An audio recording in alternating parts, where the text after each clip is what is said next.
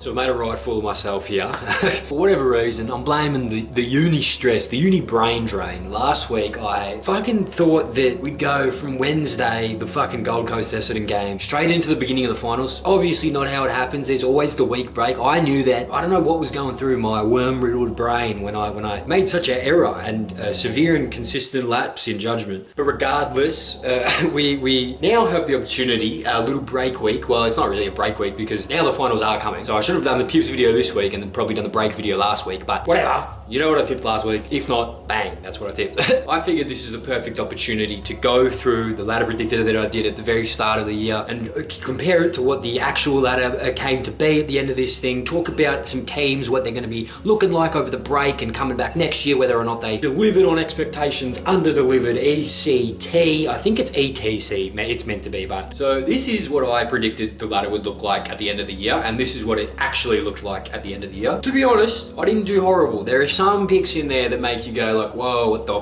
fuck was he thinking there? But I also got some bang on the money, which is pretty interesting. So I'll be going through that. I'll just look at what I predicted and then sort of compare that to the actual ladder. We're gonna get a weird crossover where we'll talk about every team probably before we finish, like going up the prediction thing, but bro, fucking what? So, wooden spoon, number 18. I predicted the Tigers would hold this slot. Now, considering they only finished one slot above this, it's not too bad of a prediction. I also feel like it's not a crazy prediction to have that Richmond fucking finished last. No one really saw them doing as well as they have this year, and it's kind of crazy to say that they have been doing well considering they've finished second last. But in compared to who actually finished last, being West Coast, I feel like they had a really fucking impressive season. And just expectations in general were kind of shattered with this team. They managed to pull off a couple huge wins, the biggest of which being Carlton in the opening round to really set the season alight for the boys and kind of shatter the dreams of Carlton, give them a rocky start that they never really managed to work through. And then the biggest of all being their win against Gold Coast,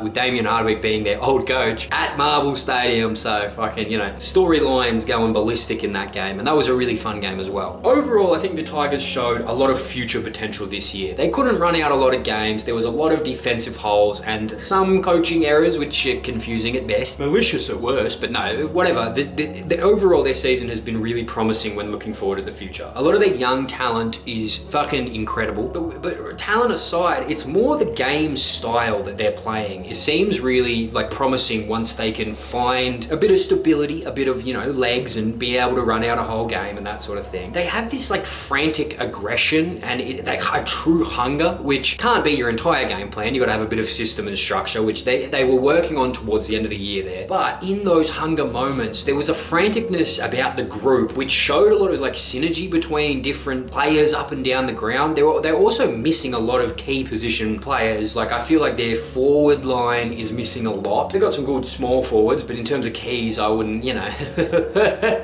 I wouldn't place too much criticism on what they've done. And 4 wins this year is way bigger than the 0-1 that everyone was sort of expecting. Number 17, I predicted Melbourne to be here. What the actual fuck was I thinking? Now, they started the season 0-5, so that's something. That's something to where for the first 5 rounds, I was thinking, God, I'm fucking smart as fuck. I really underestimated a lot of their game. To be real, I just don't like Melbourne, and I think that was really just coming through at the start of the year. I was kind of blind to it all. My whole mentality was basically around the fact that they had so much behind the scenes shit going on, and so much off the field shit going on, which I would argue is still going on. You know, they sacked their coach mid-year after a pretty decent win. It was a weird look. There's a lot going on still with the playing group. Petrarca's got dramas and Scundy lad, whatever, Clayton Oliver. Dramas everywhere, left, right, and center, really. With Max gone as the mama bird holding everything together, kind of. But, you know, I think that I was talking mad shit, and I said something like, oh, the bottom 6 could all change around, but that's no excuse to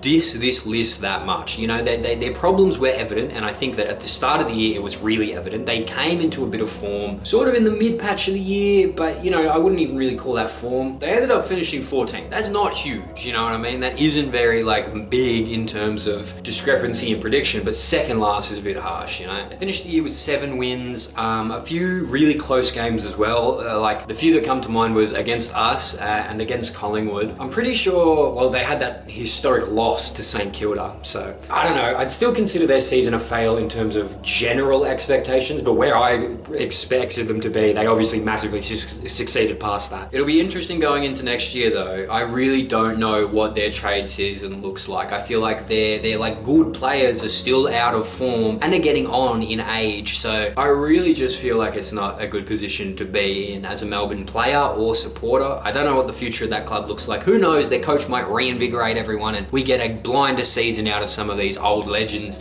in next year. But to be honest, I don't really see that coming. I massively underestimated the potential of that playing group, and I think I was hating, you know, I was letting the pure rage and anger blind my perception and judgment, which you should never do. Judge with love. Oh, fucking some shit. Coming in at number 16, I had West Coast. Now, West Coast had a bit of promise in the year prior. I think I was kind of in love with Harley Reid and just thinking that he would carry the team on his shoulders, which he really hasn't this year. I'd say as an individual player, Harley Reid has definitely underperformed in the 2025 season. That's not to say that he's still not going to be an out-and-out superstar. I think that he will get there eventually. I just think that right now he's not there at all. But he did sign that massive deal, which is like hopeful for the future. I think with a bit of management, working on him in particular, a bit of like attitude work and shit like that, he'll be able to level his head out and he will probably be the player or close to the player we all think he can be. It's just how long that will take. You know, we saw him come in his first year and just bodily dominate people like Christian Petrarca and shit like that, which is huge. So I was a bit swept up in the hype. I feel like that's sort of the thing. I was also really like pumped about the Matt Owies trade to West Coast, thinking that would really bring them up, and he's a cool small forward that would add electricity into their underdeveloped forward line or some fucking, I don't know what the fuck I was thinking with that.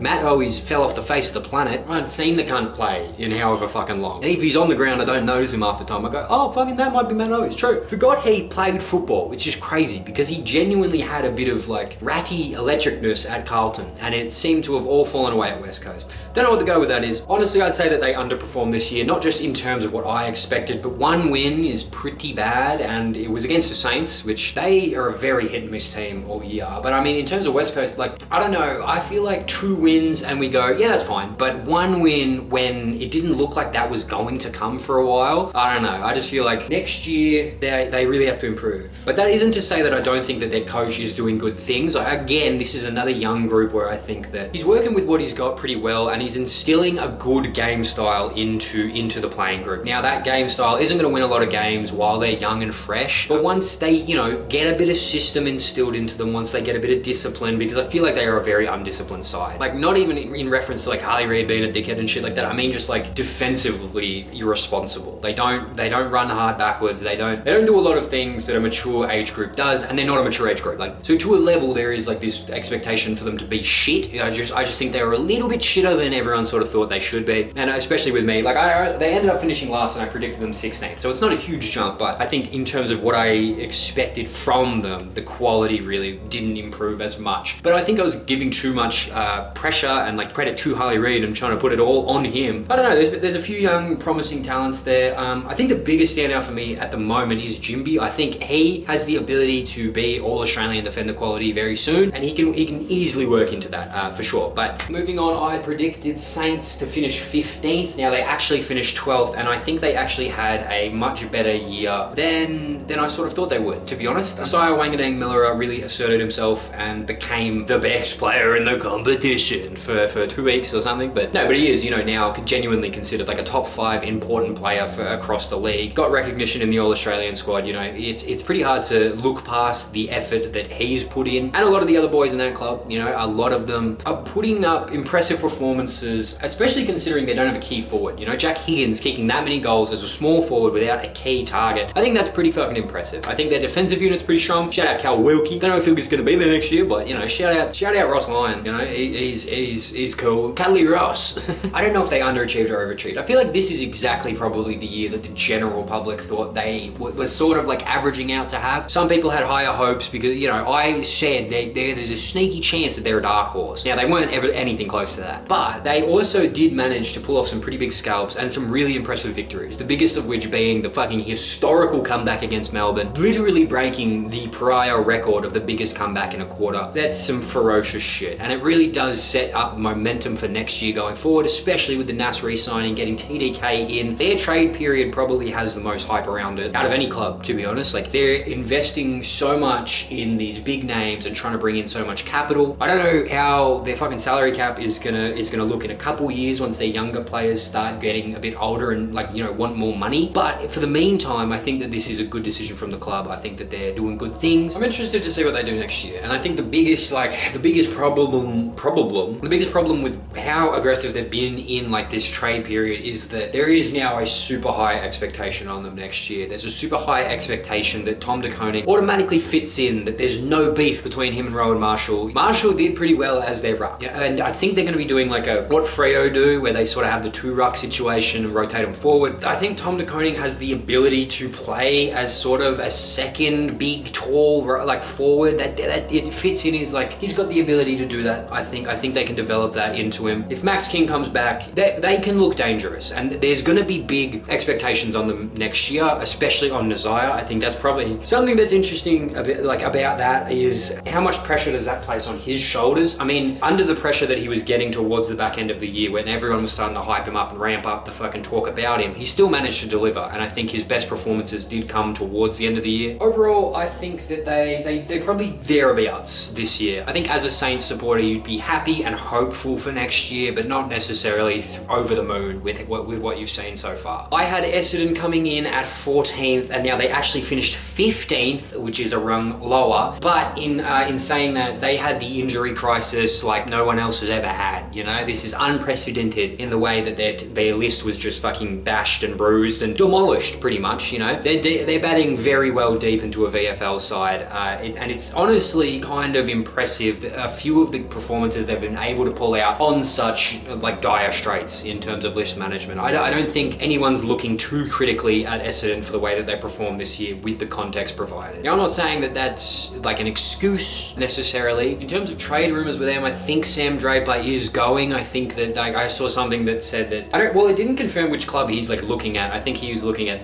was it the Crows and Brisbane? I don't know, two of the top end teams. I heard the Brisbane one first, like that was earlier in the year before he got injured. That was getting floated around. But I think it is like a confirmed now that he does want to leave at least. That hurts. There's rumors that Zach Merritt's disgruntled and shit. I don't think Zach Merritt's going anywhere though. But that definitely hurts, losing Draper. Where do you go from here is kind of the thing. We saw Nick Martin really come out of his skin a bit and sort of start developing, and then cop a massive injury, which might fuck up his year next year as well. So I don't know, they're in a really weird spot where they've got nothing to draw people in. They're paying Ben Mackay way too fucking much money, and their injuries are still very pervasive. Like, something needs to be fucking done about their health fucking organization, or whatever, however you fucking say that, whatever, their health CEO, whoever's in charge of their player health, he needs to fucking wake up, cunt, because everyone's dying. This is the worst one. This is officially the worst prediction that I had all year, but I'm gonna defend myself a bit. I had Adelaide at 13. That sounds crazy when you look at this year, right? But let's not forget they finished fucking 15th last year. Is that right, Otter? Yeah, they finished fucking 15th last year, okay? So get on my back a little bit. I put them a bit up. I put a bit of development in. In the first video, I was talking mad shit about how much fucking Matty Nicks slips out of like the pressure of being a shit coach. Now, obviously, he's turned all of that around this year. You know, I was saying shit like fucking Rankin and Benny Keys. They're some of the most talented players in the comp. It's criminal how underperforming, how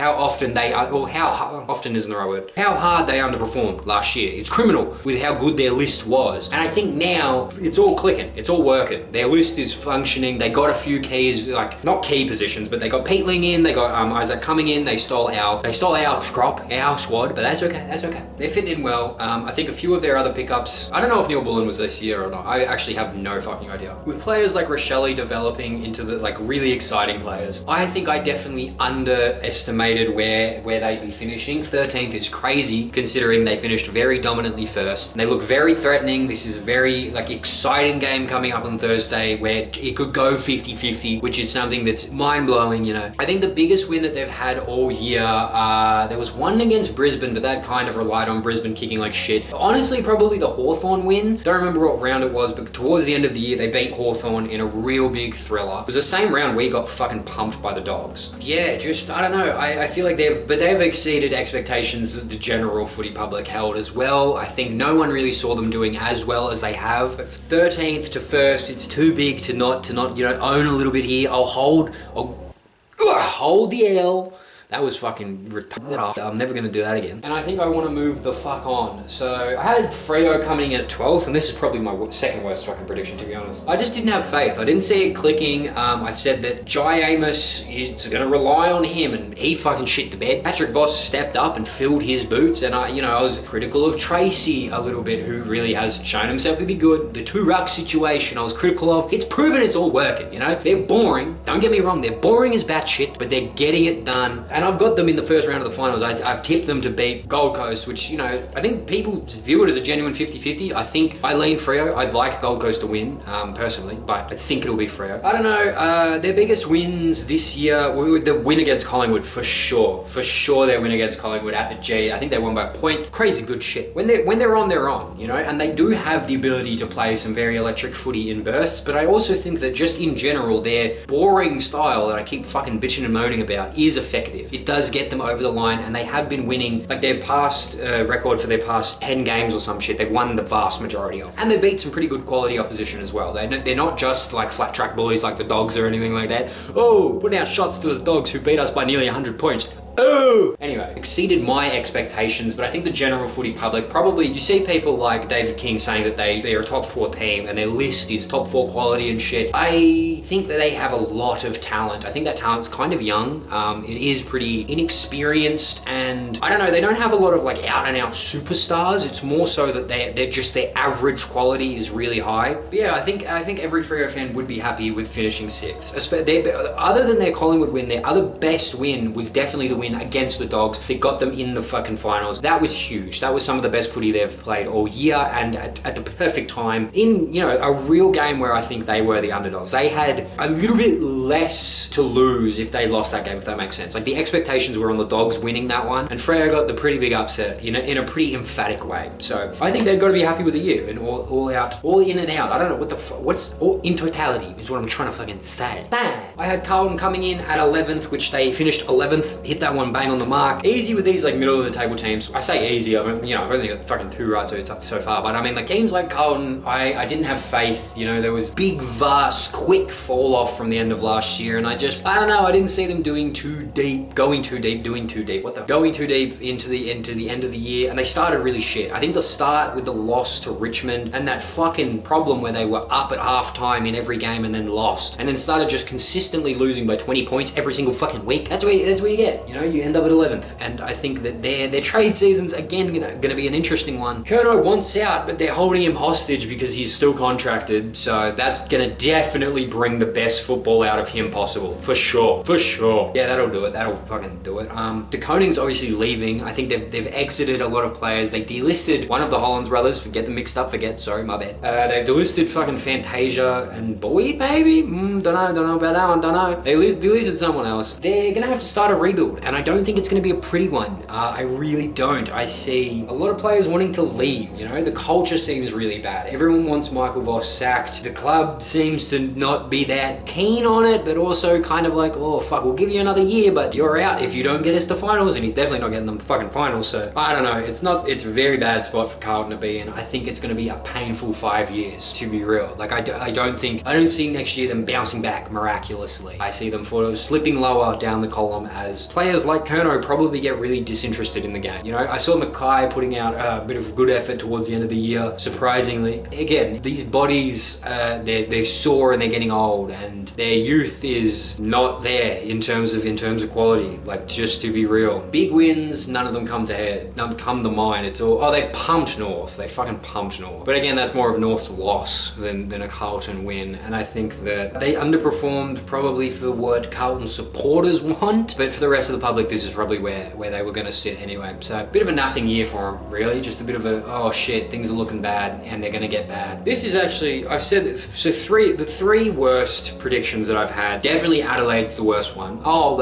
that. Freo, that's pretty bad. You know, that's me. That's me. Melbourne, that's also pretty bad. I'll hold those ones. This one hurts though. This one's personal. At 10th spot, I had North Melbourne. What the fuck, bro? What the fuck, bro? North Melbourne finished 16th in reality. Now, I said that anything under 12th is underperforming. God, did they under-fucking perform. Let's look at the positives, okay? They had a really good game against Brisbane where they tied them. Now, that was an off night for Brisbane, but they did tie with Brisbane, who are probably still the premiership favourites right now. Maybe Geelong. Anyway, in that conversation, they also had a really good game effort-wise against Gold Coast. I think that, don't remember what round that was. Maybe that was Gathering, to be honest. I think they had a good game against Gold Coast, and they had a pretty good effort game against Essendon. They also pumped Richmond, and they had a really good win against.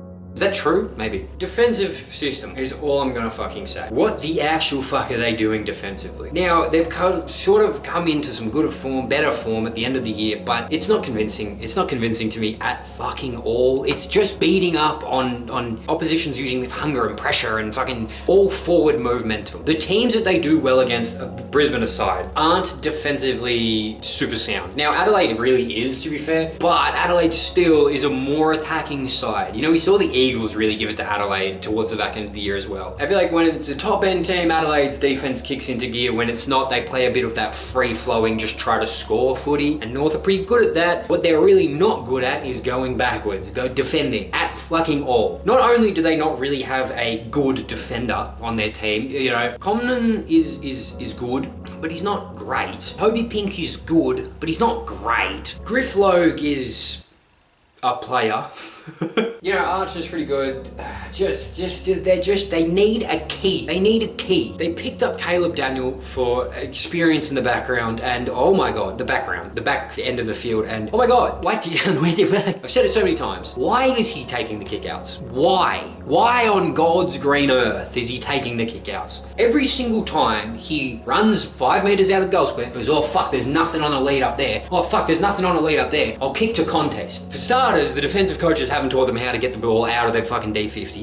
Fucking at all. No one hits a lead. No one presents anything. No, at all. So they're always kicking to contest. Their contest work is shit, right? It's always going to go to ground or get intercept mark. Every single fucking time. The problem with it going to ground is that's where you want Caleb Daniel. Someone with leg speed who can peel around the front of the contest and scoop it up and potentially keep moving it down the field. But they don't have that. They just don't. So they get so many turnovers in their fucking back half. His kicking in general is shit. He used to be a really good field kick, but holy fuck, it's gone downhill. And when they rely on him for maturity and fucking structure and system in the back, it's just, oh god, it's dire. It's so dire. In terms of the other people they brought in, I think that Luke Parker and Costanti have succeeded, and Darling's been alright up forward. I don't know how much he's had to do with some of, like, you know, Paul Curtis's sort of emergence. I don't know if I really want to give any credit to Darling with that, but a bit of leadership in the forward has been good. And Curtis has been the star, like the standout. I think that Cherry probably had a better year last year. Maybe that's due to missing a few games and shit like that in the course of the year. But Curtis really has been the standout, and he got bullshit rubbed out for a bullshit fucking tackle where it was called dangerous, wasn't fucking dangerous at all. Anyway,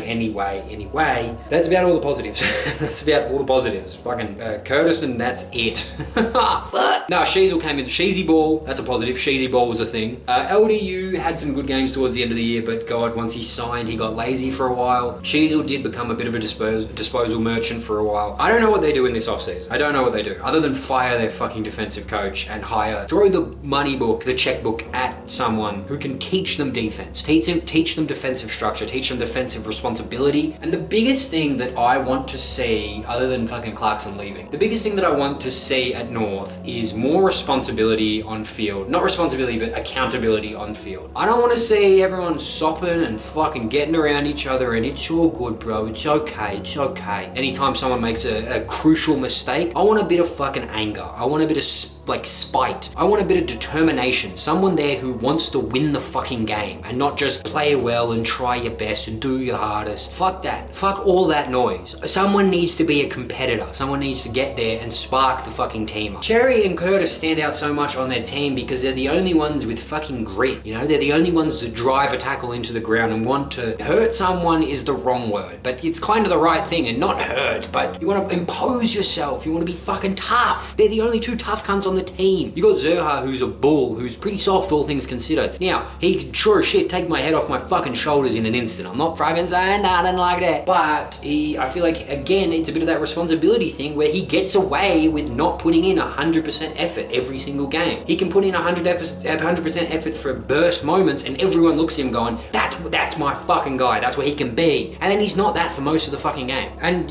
I guess that's like a personal thing that he's got to work on and work through, but man, they're underperformed is an understatement. I think if they have another year where they genuinely don't make top 10, if people aren't calling for Clarkson's head, there's a weird fucking protection conspiracy going on, because it took until now for people to start saying like, can we start thinking about having the conversation about Clarkson maybe being washed? Like, let's just debate if we can even start thinking about that conversation. We're not gonna have it, but we might think about it, maybe. Fuck all that noise, fuck all that shit. Oh god, they delisted Eddie Ford and Teakle. What the fuck are you doing? Eddie Ford was gone, bro. I really hope he finds another place at another club. I think he got beef with the coach or something. I don't know why the fuck they dropped him. Yes, they have a lot of players that do the things Eddie Ford does, but I genuinely think he does them better. Genuinely. I don't know if it's just because he caught my eye with a bit of flashy shit a few times or whatever, but their role players suck, dude. Their defense sucks, dude. And their offense looks alright when it's all working and momentum and the other team's having a nap. Anyway, I'm gonna move on, but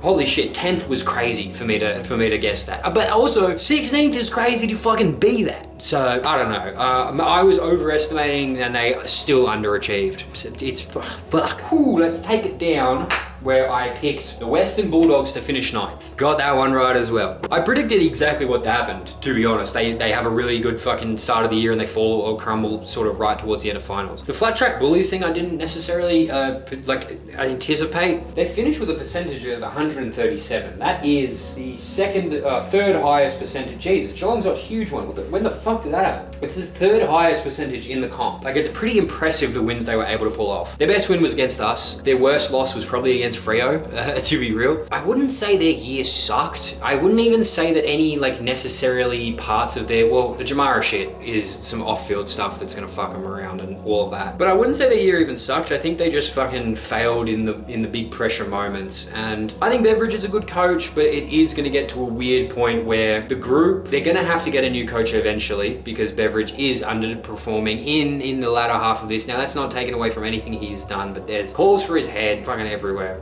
And also the playing group is getting older. You know, Treloar and Libba are getting old as shit. Bond is going to start slowing down eventually, and that's their youth at their club is pretty promising. But similar to North, they don't really have that strong of a defensive core. Bailey Dale and Rory Lobb are crazy. Bailey Dale, all Australian for sure in my head, but in terms of that big key lockdown sort of player, they don't really have that. They have defensive holes more so than a lack of defensive players. The Jamara shit is going to be a headache for them in the off season, and just trying to navigate those waters is going to be messy. Did they underperform? Probably yes, on terms of quality. You know, some of the best things to come out of this year for them was Sam Darcy emerging as again one of those players that everyone's looking at him as like the next big thing in footy. I think Joel Frazier is pretty cool. Ed Richards is another fucking dime a dozen, and I think even what Matt Kennedy's doing at the Dogs is really impressive and important for them as well. There's a lot to like about what's going on, but it just fell short in the end, and that's exactly where I predicted it to fall. At 8, I had Port coming in. That didn't happen. Port finished 13th with 9 wins to their name. 9 wins, 14 losses is the same as Saints and Carlton, and I honestly didn't think that they would fall that far from grace. You know, not from grace. They did pretty well at the end of last year. I think Jason Horne-Francis being injured does hurt them for sure. They were missing Houston in their defense for sure. sure again, but I don't know. I think I just overestimated them. I think this one's on me. I overestimated them. They did probably underperform for what they've got, but I don't know. They'll be fine. They'll bounce back probably. Their list is in an all right shape. If Butters leaves, they're fucked, and I might leave it there.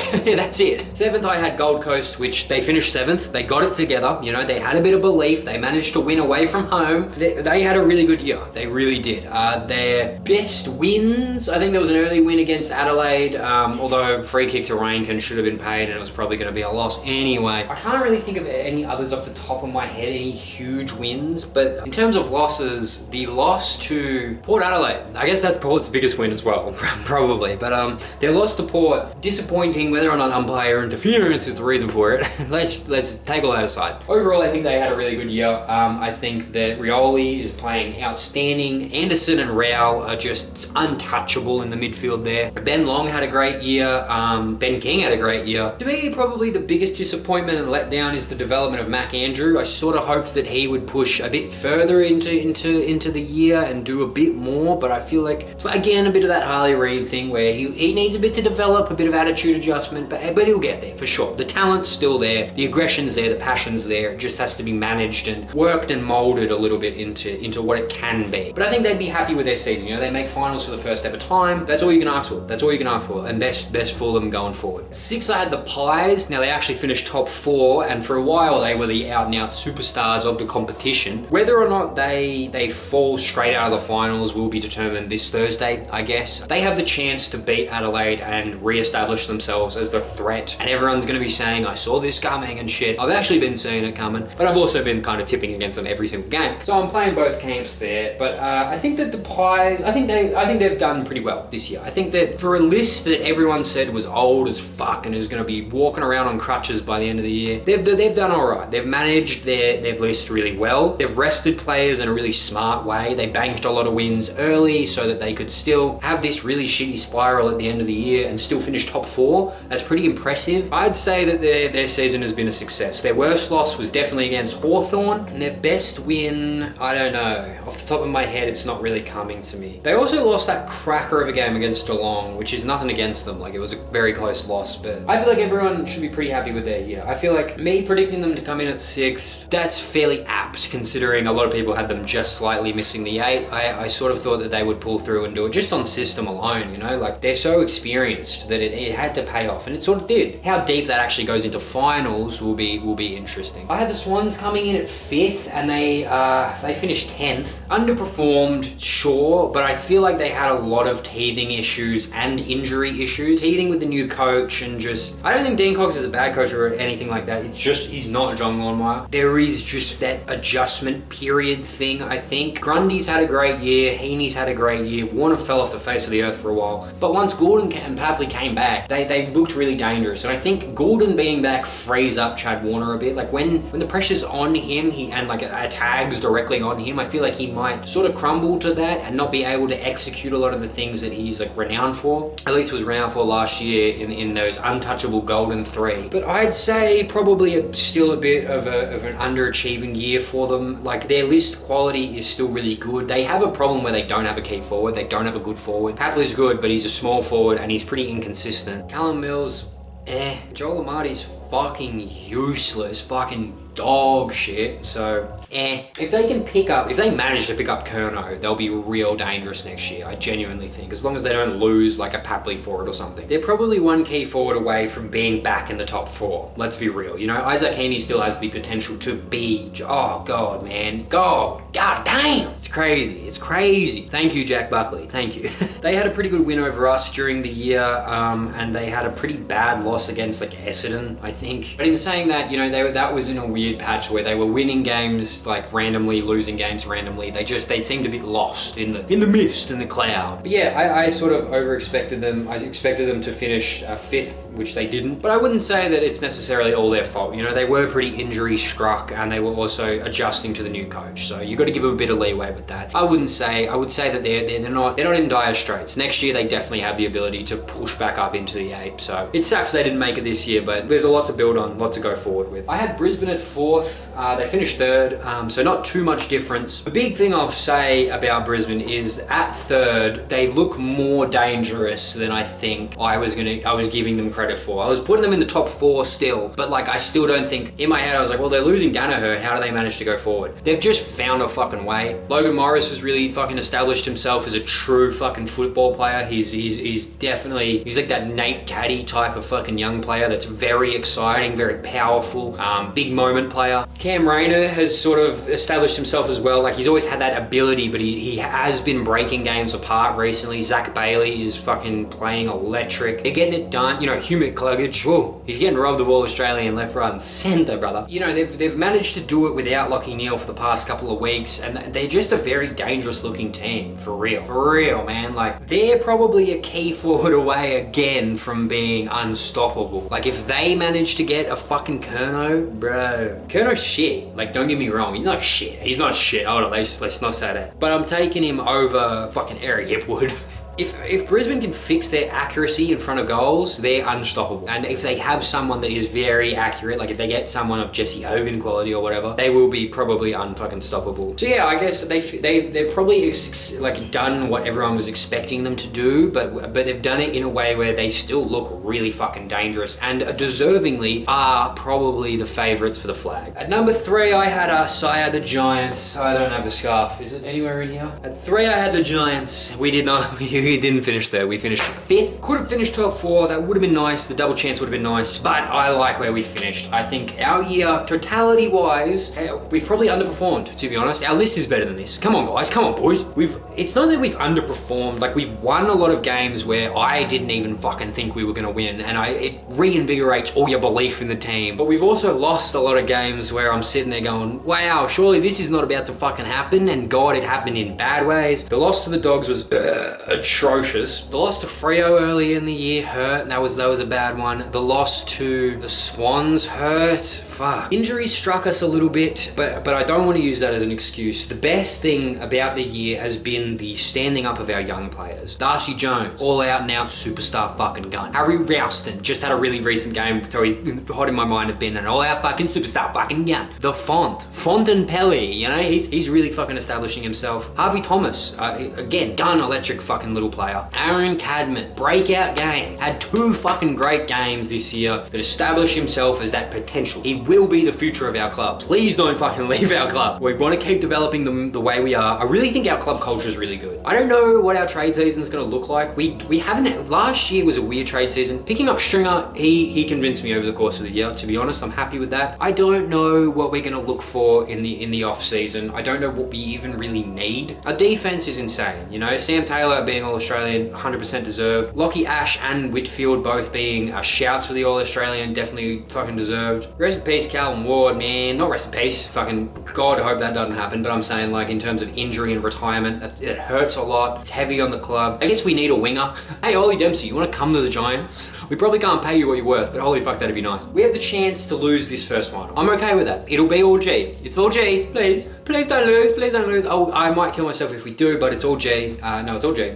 I still might kill myself, but it's all G. Probably still underperformed in totality of the year. Lost a few of those gettable ones that really would have established some dominance and put us in the position we want to be in. Our backs are against the wall. We never surrender. Surge. Yeah! That was really loud, cunt. Fucking that. Second, I had Hawthorn. They finished 8th. I got caught up in the Hock Ball hype train. Nah, you know, they're exciting as fuck, and I think that they kind of got found out a little bit, and they got exposed for being one midfielder short, one big body midfielder short. Will Day being injured has definitely hurt them throughout the season. Their forwards have developed perfectly though. Like Nick Watson is going to be a superstar. If he stops dropping his head, he might be one of my favorites. If he stops dropping his fucking head. Gunston, a fucking heartwarming story that everyone's going to be happy with. I definitely think that that's something the club internally would be massively happy with. All in all, I don't think they've had a bad season at all. They've lost a few games that again were gettable, but I feel like they also had a really tough draw. They just had some bad luck in a few games. But their biggest win for sure was over Collingwood. They've performed really well in a lot of games that they've lost, like if that makes sense, against the top end sides. They were really good against Adelaide. They were pretty good against Brisbane. Again, they have the potential to be a sneaky, smoky fucking outside team that weaves and worms their way up to the top at the end of the year, but necessarily see it happening the same way that I don't see any of us in the bottom 5 to 8. It's not likely that they do it, but they have the potential to do it, that's for sure. Their trade season will be interesting as well. I'm very keen to see what happens. I don't know what they're going to be looking for, how big the moves they're going to want to make. Does Oscar Allen actually go to Hawthorn? Does that actually fix anything? Who knows? That's something I did mention in West Coast. Oscar Allen, fuck.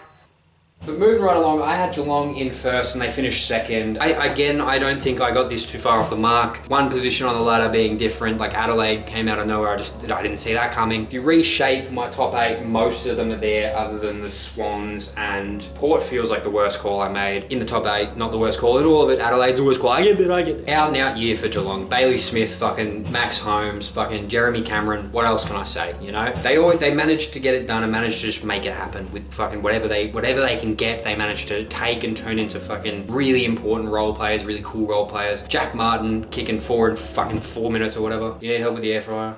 It's all good. I'm so sorry. Sorry, my missus don't know how to work a fucking air fryer. Some make a joke about women in the kitchen. Fucking Hungry Jack's epic fucking... I feel like you just gotta be happy as a Geelong supporter of what they've done this year and the position that they're in. You know, they can go really far in the finals. They have a very good chance of winning the flag. Probably the second favourites above Adelaide, which is crazy because Adelaide finished first. But, you know, in terms of experience and just Chris Scott's ability to fucking be coach of all time, yeah, you know, it's pretty good. But anyway, that's the predictor. That's what I did. Now I want to make it clear that when I did this predictor, I didn't do the thing where you pick each game and who's going to win each game and it spits one out. I just sort of went on vibes. And looking back through it, I got Gold Coast like dead on. I got the Bulldogs dead on. Carlton dead on. And that's it, I think. Damn, so I only got 3 dead on, but generally I feel like I did pretty good in terms of predictions. The worst ones being Adelaide for sure, Melbourne. I guess I slept on Freo and I way overestimated North, and Port as well. That was kind of fucking stupid of me. But anyway, you know, that's the year. That's the year wrapped up. Biggest trade season things that I'm looking forward to, definitely St Kilda. We got to see what happens there and how that pans out for the next year. It'll be interesting to see if Brisbane becomes stronger, you know, getting potentially some forwards, potentially some big names signing on. That'll just set them up for a fucking dynasty, which I don't want to happen, you know. In terms of us going forward, I'm really like interested to see where we shape up in the finals and what we sort of like use as our approach going forwards. I saw some shit, Toby Green was talking about how he still wants to captain again next year, but I think after that he'll hand it on to Tom Green, which I think is the perfect evolution for our club. The future of football is looking bright. You know, overall people were saying that this year was kind of like a bum year, kind of a bad year. And while it wasn't the most exciting because sort of the top 9, bottom 9 split, the top of the table teams were by far and away better than the bottom of the table teams, which made for a lot of like hugely one-sided matchups. But there was also a lot of unexpected risings, like Adelaide being the big story, you know, in terms of players and shit like that. And Nasiah Wanganeen-Miller being the big story and shit. Bailey Smith being a pretty big story. You know, there's lots of like narratives to come out of this year that are really interesting, both in a positive and negative light, you know. Simon Goodwin getting sacked during the year and fucking Noah Bolter being a criminal and shit, you know. Like, for people saying that this year of footy sucked, sure, it wasn't the best. I'm not saying it was the best we've ever had, far from it, but I also think that there's a lot here and we've been spoiled for a fair while. And also, if you just look at the actual quality of those top end teams, the football that's being played right now is some of the best in history. It's electric, it's fast. Oh fuck, I didn't get to talking about the umpires. Oh shit. Yeah, that's a big story. That is a big story that like I'm not gonna go into, but the umpires, that needs to be fixed. There needs to be more consistency across the board with calls. Holding the ball was a big one at the start of the year. Insufficient intent is the one that's fucking driving me crazy, and the stand rule. Those 3 need some real attention. I don't know how you fix this problem because, you know, the umpiring staff is very young as well. I saw something I think it was Razor Ray or whatever, talking on one of them shows about it. The average age of the umpires in the league right now is quite young and quite inexperienced in terms of experienced games umpiring. But just this 4 umpire system where the out of zone umpire is making dumb fucking calls that change the course of games, we want that removed. That's the big thing that I think the AFL should focus on. Other than just in general, the fucking commission Sanctions Board getting their sanctions uniform. Ranking discussion coming soon. I've been thinking more and more about it, and I think I have an interesting take on it. So I think piece on that will come at the end of the year. If he, I'm gonna wait to see if he actually plays in the grand final, because that will probably sway how I perceive things and go about thinking about it. That's kind of it. That's been the wrap up, I think, of the year. I didn't really talk about it a whole lot. I kind of just went through what I guess and shit. But in terms of, I'll go through and I'll give out some awards. Who did the best? Who's the best sleepy, sneaky underdog who's blown me away? Well, I guess it's Adelaide. Fucking, there you go, there's that one. Freo definitely surprised me. I think Saints showed a lot of potential too, but also probably should have been showing some potential. In some parts they underperformed, in some parts they overperformed. Individual players, I already sort of went through this. I'd say that Nas is the biggest one. Ed Richards really established himself as well. I think that that's huge. In terms of the Giants, I loved Aaron Cadman's year. I think this was definitely, we'll look back on this as his development year, and if he can keep this form going on forward into the finals and into next year, God, I'll be happy with that. I'm pretty happy with how things turned out. In terms of underperforming, I think that Port really kind of shit the bed, but maybe I was just overestimating them. North definitely fucking shit the bed. The Swans have an excuse, but probably shit the bed a little bit. And West Coast kind of underperformed. That's sort of it. Richmond overperformed. Shout out to Richmond too. That's probably where I'm leaving that at. I haven't got too much more to say. I'm pretty fucking sleepy. I got a bunch of shit I gotta do. Uni fucking sucks, cunt, bro. I'm so glad that I'm nearly finished with this shit. Maybe I'm just too fucking dumb to like do uni, and I've just managed to sneak my way through here, but I don't use none of that AI shit, so I can't be as dumb as the rest of these cunts. Fuck, I'm angry. Anyway, I need to take a breather. Speaking of angry cunts that need to take fucking breathers, chill out on the immigration shit, cunts. Let's take a brain second to think. The immigrants aren't taking all the houses. That's all I'm gonna fucking say. It's housing developments. Maybe if we weren't focusing on building all of these super fucking expensive development areas and sitting on a bunch of empty fucking 5-bedroom homes for project fucking portfolios, and we made a bit more accessible housing for the general fucking population, we wouldn't have this problem, right? It's a big systematic error, okay? We can't just blame that on fucking immigrants, right? Everyone calm down on that shit. Fuck! Aussie, Aussie, Aussie, aye, aye, aye.